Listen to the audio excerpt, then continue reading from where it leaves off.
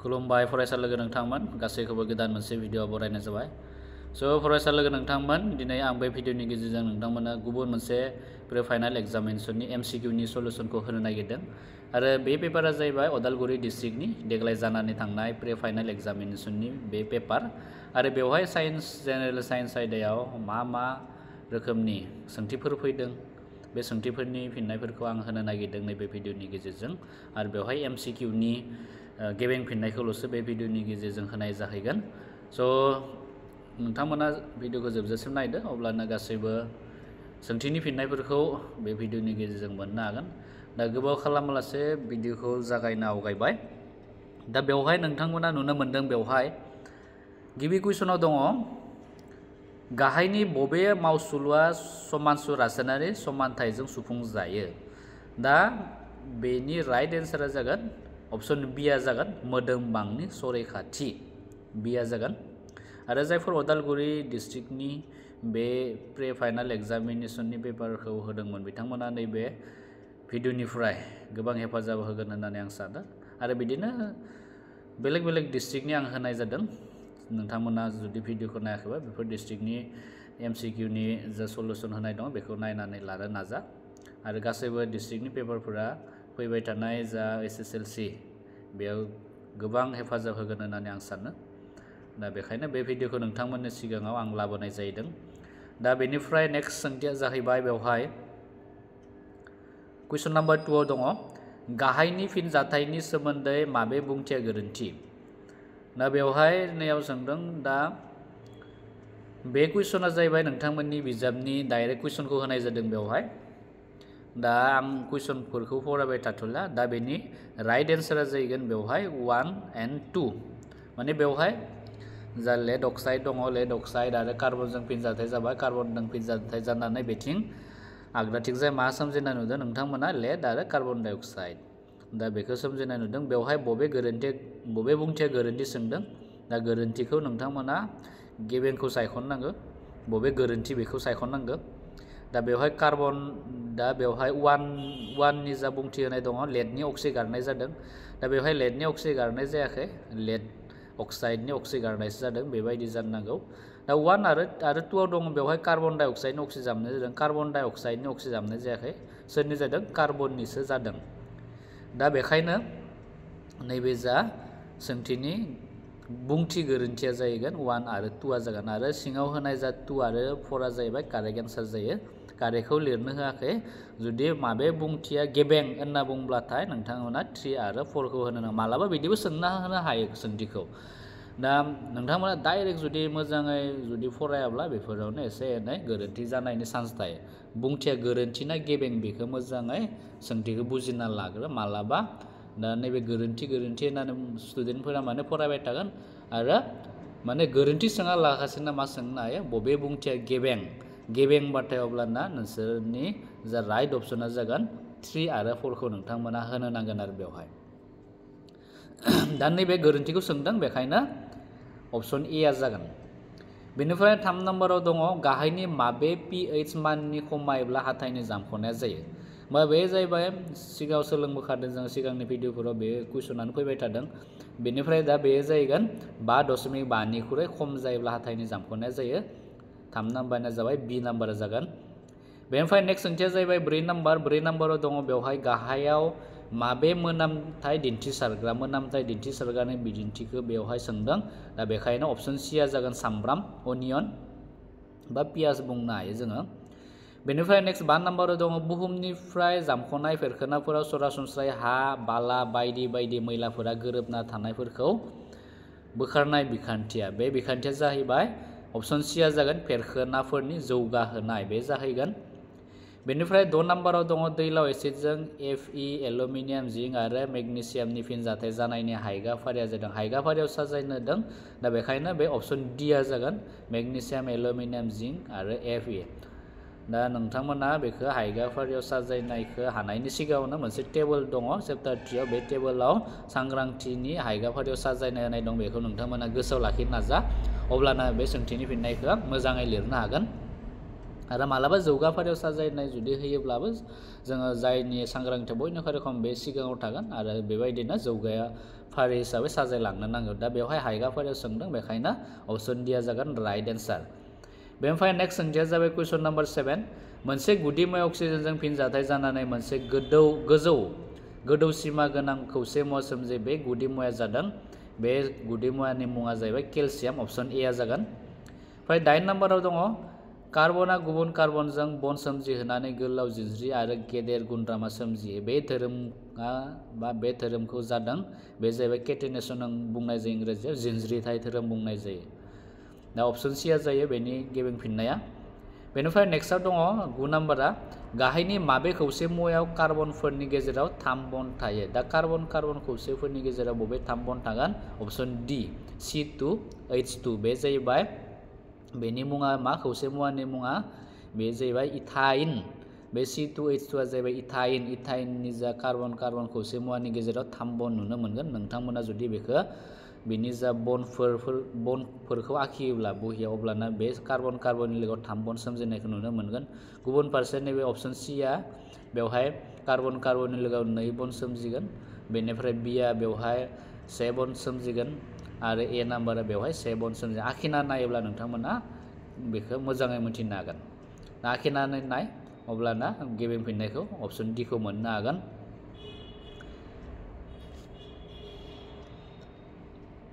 बेनिफ्राय नेक्स्ट सोंथिया जाहैबाय बेवहाय जि नाम्बाराव दङ। दा बे 10 नाम्बाराव दङ, बेयाव मोनसे फर्मुला होनाय दं, मावफुं गुदिथायनि फर्मुला। बे मावफुं गुदिथायनि मुङा जादों, बे जाहैबाय कार्बक्सिलिक एसिड जायो। बे नैबायदि मावफुं गुदिथाय जुदि थायोब्ला बे कार्बक्सिलिक एसिडनि बे मावफुं गुदिथाय जायो। दा नोंथांमोना बे टेबोलखौ गोसोआव लाखि। चेप्टार 4 आव मोनसे मावफुं गुदिथायनि फर्मुला, मावफुं गुदिथायनि मुं बेबायदि होनाय दङ। बे टेबोलखौ नोंथांमोना गोसोआव लाखिबानो जाबाय, अब्लाना बेखौ लिरनो हागोन। बेनिफ्राय नेक्स्टआव दङ 11 नाम्बार। दा 11 नाम्बाराव बेवहाय सोंदों गोदान आन्थोरारि थख'लायनि हानजा मोनसेयाव गोजौनिफ्राय गाहायथिं थाङोब्ला गुदि मुवानि गुन्द्रासायारि महरा फारियै मा जालाङो? बेयो बांलाङो। दा अप्शन ए आ जागोन बांलांनायनि जाहोना बेनो जे जेब्ला जों गोजौनिफ्राय गाहाय फारसे थाङो, अब्ला खोलोबनि अनजिमाया बांलांबाय थायो। खोलोबनि अनजिमाया जुदि बाङोब्ला अब्ला बे अट'मेटिक मा जाहैगोन? बिनि गुन्द्रासानि महरा बांलांबाय थागोन। दा बेखायनो अप्शन ए आ कारेक्ट जागोन। बेनिफ्राय नेक्स्ट 12 नाम्बाराव दङ मेन्डेलिभनि आन्थोरारि थख'लायाव गुदि मुवाफोरखौ साजायनाय जादोंमोन। दा बेवहाय गुदि मुवाखौ माबायदि साजायनाय जादों मेन्डेलिभआ? दा बेवहाय 1 आव दं गुदि मुवाफोरनि गुन्द्रासायारि मोदोम बांनि बिथाजों।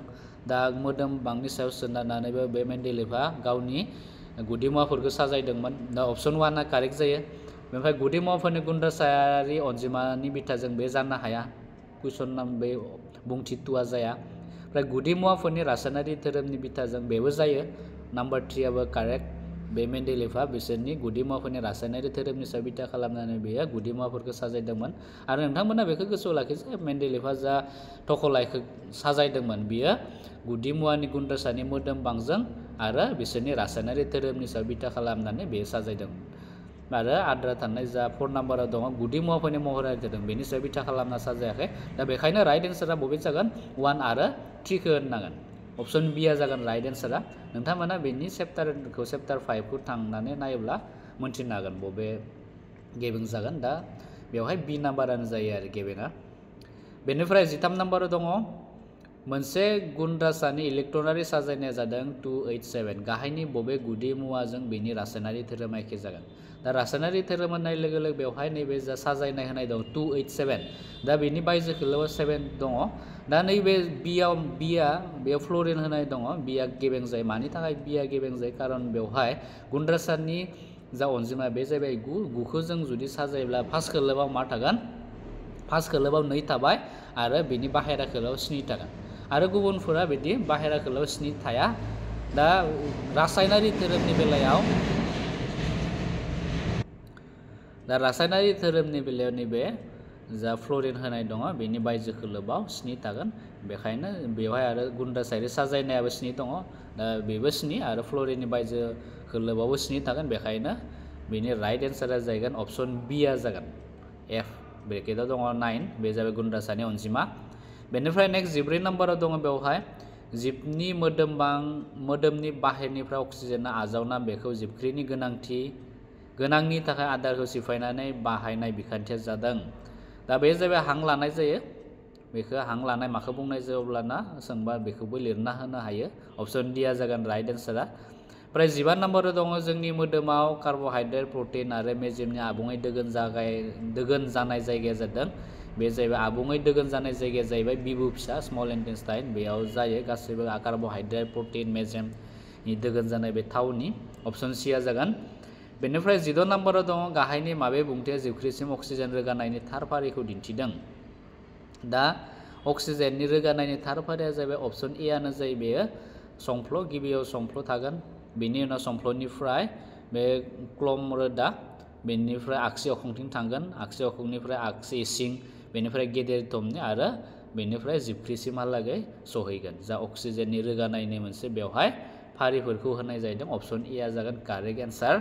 नोंथांमोना बेखौ गोसोआव लाखि आरो मोनसे बे सावगारियाव दङ, बे सावगारिनिफ्राय नोंथांमोना बेखौ नायोब्ला बुजिनो हागोन। बेनिफ्राय नेक्स्टआव 17 नम्बराव दङ नेफ्रनिक काप महरनि जोबथानायखौ बुङो। बे जाहैबाय बौमेननि केप्सुल। अप्शन डि आ जागोन जोबथानाय महरखौ मा बुंनाय जायो बौमेननि केप्सुल।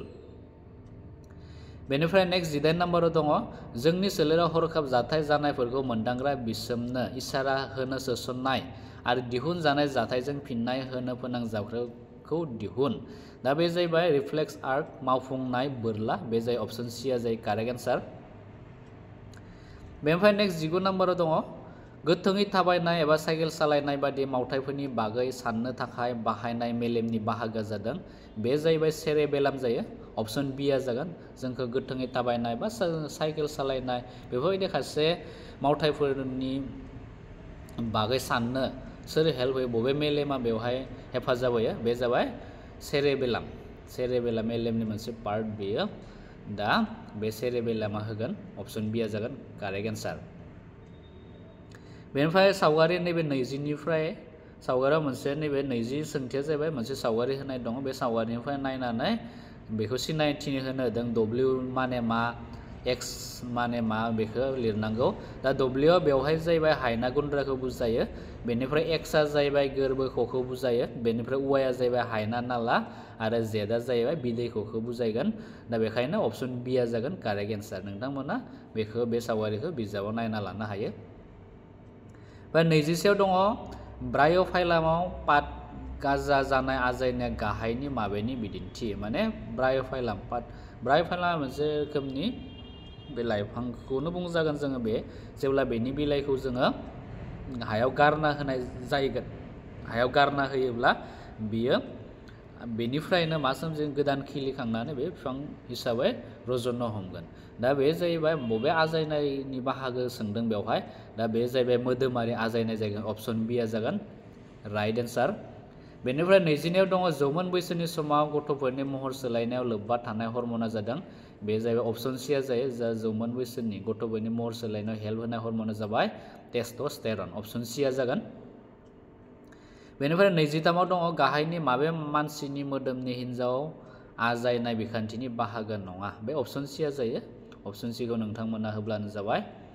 बेनिफ्राय नेक्स्ट 24आव दङ गाहायनि सोर बिगियानगिरिखौ जेनारिनि बिफा बुङो। जेनारिनि फादार अफ जेनेटिक्स होनना बुंनाय जादों। दा अप्शन डि आ जागोन मेन्डेल।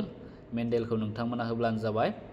आरो मालाबा थोंजोङै 1 मार्कनिबो सोंथि फैयो बेफोरनि थाखायबो एसे सांग्रां थानाया मोजां, गोसोआव लाखिलांनो हायोबा मोजां बेफोरखौ। बेनिफ्राय नेक्स्ट दङ मोनसे गोरोब जिबख्रिया बिफानिफ्राय एक्स क्रोमोजोम आरजियोब्ला गथ'आ जागोन। बिफानिफ्राय एक्स क्रोमोजोम आरजिदों आरो बिमानियाव मा क्रोमोजोम थायो, एक्स मोननैबो एक्स थायो, बिफानियाव एक्स वाइ थायो। जुदि बिफानिफ्राय एक्स क्रोमोजोम जुदि आजायोब्ला बा आरजियोब्ला अब्ला बिमानिफ्रायथ' एक्स क्रोमोजोम फैखायो, मोननैबो जुदि एक्स जायोब्ला उननि गथ'नियाव अब्ला बे हिन्जावसाखौ जोङो बे गथ'खौ जों हिन्जावसा होनना सिनायनो हागोन। अब्ला अप्शन बि आ जागोन। आरो जुदि बिफानिफ्राय जुदि वाइ क्रोमोजोम फैयो आरो बिमानिफ्राय एक्स क्रोमोजोम फैयो, एक्स वाइ जागोन। उननि गथ'नि क्रोमोजोमा जुदि एक्स वाइ जायोब्ला अब्ला गथ'खौ जों हौवासा होनना सिनायनो हागोन। माने बेवहाय जा गथ'नि आथोनखौ थि खालामनाया जाहैबाय बिफानि बे क्रोमोजोमनि सायाव सोनारो आरो बेयो चेप्टार बे नोंथांमोना बाय'लजियाव थानाय जा चेप्टार बेखौ नायोब्ला नोंथांमोना मिथिनो हागोन बेनि रोखा फिननायखौ। दा बेवहाय अप्शन बि आ जागोन कारेक्ट एन्सार। बेनिफ्राय बेवहाय दङ 26 सोरजिनाय आरो गुदि दाथाय रोखोमसे नाथाय खामानि फारसे गुबुन गुबुन अंग महरफोरखौ बुङो। बे जाहैबाय महरसे अंग। दा गोबां फरायसाफोरा महरसे अंग आरो महरथि अंगखौ एसे माने गोसोआव लाखिनायाव जेंना मोनो जानो हागौ। दा नोंथांमोना जेबो बेखौ गिनांगौ गैया। जुदि बे जा अंगनि सोमजिनाया जुदि अंगनि सोमजिनाय बा अंगनि गुदिया जुदि रोखोमसे जायो नाथाय बिसोरनि जुदि खामानि मावनाया गुबुन गुबुन जायोब्ला बे जाबाय महरसे अंग। गुबुन फारसेथिं महरथि अंगआ मा जागोन बिसोरनि जा अंगनि सोमजिनाय गुदि दाथाय बे गुदि दाथाया गुबुन गुबुन जायो नाथाय बिसोरनि खामानि मावनायफोरा मा जागोन एखे जागोन। दा बेफोरबायदि अंगखौ जों महरथि अंग बुंनाय जायो। दा बेबायदि गोरलैयै गोसोआव लाखिलांबानो नोंथांमोना जुदि सोंथिफोर फैयोबा बे सोंथिनि फिननायखौ रोखायै होनो हागोन। दा बे 26 नि राइट अपसना जागोन अपसन ए। बेनिफ्राय नेक्स्ट 27 दङ मोनसे दुलुर आयनायाव बयनिख्रुइबो फिसा सायखं सोमजिहोयोब्ला नोजोर मुवाया थागोन। दा नोजोर मुवाया जाहैबाय नोजोर मुवाया बबेयाव थागोन जोबनो गैयै जानथायाव थानो नांगौ। एट इनफिनिटी नोजोर मुवाया जुदि जोबनो गैयै जानथायाव थाब्लासो अब्ला मा सोमजिगोन सायखङा फिसा सोमजिगोन। दा बेखायनो अपसन बि आ कारेक्ट जायो। बेनिफ्राय नेक्स्ट 28 दङ खंसा लेन्सआव सोमजिनाय सायखङा खंसा लेन्सआव जेब्लाबो माबायदि सायखं सोमजिगोन थार नङै दुयनाय। बेखौ गोसोआव लाखिबानो जाबाय अपसन बि आ जागोन कारेक्ट एन्सार। नेक्स्टआव 9 नाम्बाराव दङ आयतारि घनकनि ग्लासनि गेजेरजों जानाय सोरां रिफिखननाय। बेवहाय मोनब्रै बुंथि होनाय दङ। बे मोनब्रै बुंथिनि मादाव 1 आरो 2 आ जाबाय गेबें जायो। दा बेवहाय अपसना ए नाम्बारा जागोन 1 आरो 2 आ जागोन अपसन ए आ कारेक्ट एन्सार। बेनिफ्राय नेक्स्ट 30 दङ गाहायनि मेगननि माबे बाहागोआव मेगनाव हाबनाय सोरांखौ दबथायो। सोरांखौ दबथायनाय बे बाहागोनि मुङा जाहैबाय पिउपिल। पिउपिला जाबाय मेगनाव फैनाय सोरांखौ सामलायो दबथायो बेबायदि। अपसन ए आ जागोन राइट एन्सार। बेनिफ्राय नेक्स्टआव दङ प्रिजमनि गेजेरजों बारनानै थांनायाव साननि गुफुर सोराङाव थानाय माबे गाबनि सोराङा खेंस्ला रोदा फारसे बयनिख्रुइ खम खेंस्ला जायो। दा बेनि राइट एन्सारा जाहैबाय गोजा। अपसन सि आ जागोन गोजा जा रेड कालारनि थायो बे गुफुर सोरां रोदायाव बे गुफुर सोरां रोदानि रेड कालार बे गुफुर सोरां रोदाखौ जेब्ला जों प्रिजमनि गेजेरजों थांनाय जायो अब्ला बेवहाय मोनस्नि जोङो गाबखौ नुनो मोननाय जायो। दा बेनिनो खम खेंस्ला जानाय बे गाबा जाहैबाय गोजा गाबा जागोन आरो बयनिख्रुइ बुरजा खेंस्ला जानाय बे जाय फान्थाव गाबा जायो। दा बेवहाय खमखौ सोंदों बेखायनो अपसन सि आ जागोन कारेक्ट एन्सार। बेनिफ्राय नेक्स्ट खाथि नुथाय बेरामाव सैसोनाय माने गोग्लैनाय आरो खाथि नुथाय बेरामाव गोग्लैनाय सासे सुबुङा बे जाहैबाय बे जाहैगोन अपसन बेवहाय एक्सुवेलि बे गोरोन्थि जाना दङ नोंथांमोननि जा अपसनफोर बेवहाय राइट अपसना जाहैबाय ए आबो जायो सि आबो जायो आरो बे मेगननि गोजान बिन्दोआ जुदि जोबनो गैयै सिमानिख्रुइ खाथिसिनाव थायोब्ला अब्ला बेरामा जाहैबाय खाथि नुथायाव गोग्लैगोन आरो सि आबो गेबें जायो। बेवहाय गोजाननि मुवाखौ रोखायै नुवा नाथाय खाथिनि मुवाखौ रोखायै नुयो। बे मोननै बाथ्राया बेवहाय गेबें जागोन। नोंथांमोना एखौ होबाबो राइट मोनगोन सिखौ होबाबो राइट मोनगोन आरो मालाबा बेबायदि बुंथि होनानै सिङाव थाबावगोन ए आरो सि आ कारेक्ट ओरै अब्लाथ' नोंथांमोना जायखौ कारेक्ट नुदों मोननैखौ जुदि अपसनाव नुदोंबा मोननैखौबो होननांगोन। दा बेवहाय नोंथांमोना ए आरो सि नाम्बारखौ जायखिजाया मोनसे होबानो कारेक्ट जागोन। OMR सिटआव आरो बेबायदि लिरनांगोन। दा माने नैबे प्रि बर्डनि टेस्टनि पेपारा मोननैसो सोंथिफोरा गोबां गोरोन्थि फैदों। दा बे उदालगुरि डिस्ट्रिक्टल' नङा गुबुन गुबुन डिस्ट्रिक्टनि पेपारफोराबो गोबां गोरोन्थि फैदों मोनफा मोननै। दा बेखायनो माने मोजाङै फरायनानै बेफोरखौ गेबें खालामनानै लानो नांगौ आरो। बेनिफ्राय नेक्स्ट 33 दङ 1 कुलम चार्जआव थानाय इलेक्ट्रननि अनजिमाया 1 कुलम चार्जआव बेसेबां इलेक्ट्रन थायो। दा बे जाहैगोन अपसन डि 6.25 × 10⁻18। बेवहाय 34 दङ सोंखन्थाइनि माबे हेंथाया R1 R2 आरो R3 नि गेजेरजों बांसिन मोब्लिब दाहार बोहैगोन। दा बेवहाय बि नाम्बारा जायो R2 अनलि। दा बेवहाय नोंथांमोना बेखौ बेबायदि गोसोआव लाखिबानो जाबाय आरो जों बेखौ मेथ्स बा केलकुलेसन खालामनायनि गेजेरजोंबो मोननो हायो। दा गोरलै रावाव नोंथांमोना बेखौ गोसोआव लाखिबानो जाबाय जायनि गेजेरजों जाय हेंथानि माना खम बयनिख्रुइ खम बे हेंथानि गेजेरजोंनो मा थांगोन दाहारा मोब्लिब दाहारा बांसिन बोहैगोन बेखौ गोसोआव लाखिबानो जाबाय। दा बेवहाय R2 नि माना जाबाय बयनिख्रुइ खम R1 आरो R3 निख्रुइ खम बेवहाय R2 नि माना 3 ओम होमबा 3 ओमनि गेजेरजों मोब्लिब दाहारा बांसिन बोहैगोन अप्शन बी खौ नोंथांमोना होब्लानो जाबाय बेनिफ्राय नेक्स्टआव दङ गाहायनि माबे शक्तिनि बांसिन फालांगियारि सानगुदि बे जाबाय किल'वाट घन्टा एक्चुअली बेवहाय नैबे जा पार घन्टा बेयाव मोनसे अब्लिक सिन होनाय दं डिवाइड बाय बिनि ओंथिया किल'वाट डिवाइड बाय घन्टा दा बेवहाय नोंथांमोननि बिजाबाव माने बेबायदि गैया डाइरेक्ट किल'वाट घन्टा गेजेराव बिदि सिन थाया किल'वाट घन्टा जानो नांगौ बे अप्शन सीआ जागोन 36 नाम्बाराव दङ मोनसे एसि जेनेरेटराव बाहायनाय जायो एसि जेनेरेटराव मोननै स्प्लिट रिं बाहायनाय जायो अप्शन ए जागोन कारेक्ट आन्सार नेक्स्ट 37 दङ मोनसे मोब्लिब मटरा रेबखनाव बोहैनायनि दिगा सोलायो मोनफ्रोम खावसे गिदिंनायाव सोलायगोन अप्शन सीआ जागोन कारेक्ट आन्सार बेनिफ्राय 32 दङ गाहायनि माबे दाजेमा मोब्लिब शक्तिखौ दाजेमारि शक्तियाव सोलायो दा बे जाहैबाय मोब्लिब मटर इलेक्ट्रिक मटर बेखौ गोसोआव लाखिबानो जाबाय आरो मोब्लिब जेनेरेटरा बेनि उल्टा बे दाजेमारि शक्तिखौ मोब्लिब शक्तियाव सोलायो बे जेनेरेटर आरो मोब्लिब जेनेरेटर आरो मोब्लिब मटर बेखौ कनफिउज जानो नाङा मोब्लिब मटर नैबे निजा 38 नि राइट आन्सार बे जागोन मोब्लिब मटर आरो जुदि कुइसनाव नैबायदि जुदि फैबा गाहायनि बबे दाजेमारि शक्तिखौ मोब्लिब शक्तियाव सोलायो अब्लाना मोब्लिब जेनेरेटर होनो नांगौमोन नोंथांमोना दा कुइसनखौ मोजाङै फरायनानै लिरब्लानो जाबाय मा सोंदों बेनिफ्राय नेक्स्ट 30 जाहैबाय जों बाहायनाय बांसिन शक्तिनि फुंखाया सानारि शक्तिनिफ्राय जायो गाहायनि माबाया सानारि शक्तिनिफ्राय मोननाय नङा दा बे जाहैबाय गुन्द्रासायारि शक्ति जाहैगोन बाखि आद्रा थानाय जा ए बि डि बेनि अप्शनफोरा जाहैबाय बेखौ जोङो सानारि शक्तिनिफ्रायनो मोननाय बेनिफ्राय नेक्स्ट 40 नाम्बाराव दङ दैमानि बान्दोजों नांफानाय मोनसे जेंनाया जादों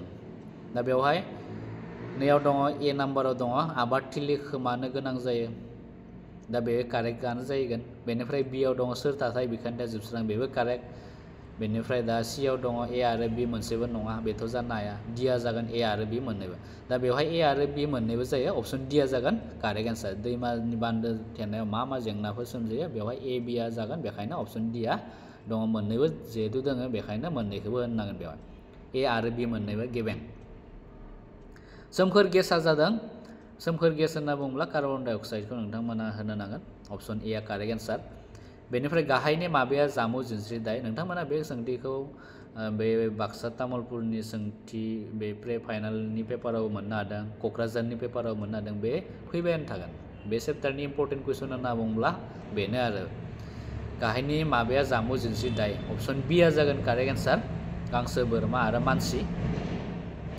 बेनिफ्राय नेक्स्ट सोंथिया दङ 43 बारमण्डलनि गोजौ थोरफोआव अजना हेंथा होयो अजना माखौ हेंथा होगोन फान्थाव गाबनि स्रां रोदा इउभि रेडिएसन आल्ट्राभायलेट रेडिएसन जा साननिफ्राय फैयो बेखौ बारमण्डलनि गोजौ थोरफोआव थानाय अजना हेंथा होनानै जोंनि माखासे बेराम जानायनिफ्राय रैखा खालामदों थोंजोङै फैनो होआ आरो थोंजोङै जुदि बुहुमाव गोग्लैब्ला गोबां माने जेंना सोमजिगोन जों थांना थानो हानाय नङा लाइफांफोर बा जिउआरिफोरा थांना थानायाव गोबां उसुबिदा जागोन आरो बेखौ अजना रैखाथि होदों अप्शन सीआ जागोन एन्सारा बेनिफ्राय 44 जाहैबाय 3R नि थार फारिया जादों थार फारि माने मोनसे साजायनाय टाइप जाना दङ बे साजायनाय गिबियाव जोङो बिजाबनि बायदिब्ला गिबियाव जोङो खमायनाय फैग्रोयो बेनि उनाव गिदिं खनफिननाय बेनि उनाव थागोन बाहायफिननाय दा अप्शन बि आ जायो राइट एन्सारा बेनिफ्राय 42 दङ अमृता देवी बिष्णुया गाहायनि माबे लाइफांखौ होबथानो थाखाय गावनि जिउखौ बावदों माबे लाइफांनि थाखाय गावनि जिउखौ बावदों दा बे जाहैबाय खेजरि बिफां अप्शन डि आ जागोन राइट एन्सार स' फरायसा लोगो नोंथांमोन बेखिनियानो जाहैबाय उदालगुरि डिस्ट्रिक्टआव फैनाय MCQ नि सलुसन आरो बिथिं दङ सेक्सन बियाव 1 मार्क्स 2 मार्क्सनि बिदि सोंथिनि फिननाय लिरनाय दा सोरबाफोर फरायसा बिथांमोना नैबे फोरोंनायाव बा अप्शनफोरखौ होनायाव माबाफोर जुदि बुजिनायाव उसुबिदा मोनदोंब्ला नोंथांमोना कमेन्ट्स खालामहरनो हायो आरो उननि भिडिअआव नोंथांमोना बिदिनो गुबुन डिस्ट्रिक्टफोरनि पेपारनि सोमोन्दै बा पेपारनि सोंथिफोरनि फिननायफोरखौ नोंथांमोना लाबोनाय जागोन आसा खालामो गासैबो फरायसा बिथांमोना मोजाङैनो फरायबाय थादों आरो बे जा भिडिअ होनायफोर जादों बे भिडिअफोरा गोबां हेफाजाब होदों होननानै आं सानो फरायसा लोगो नोंथांमोन उननि गोदान मोनसे भिडिअ गासैखौबो लोगो मोनगोन। Thank you for वाचिं।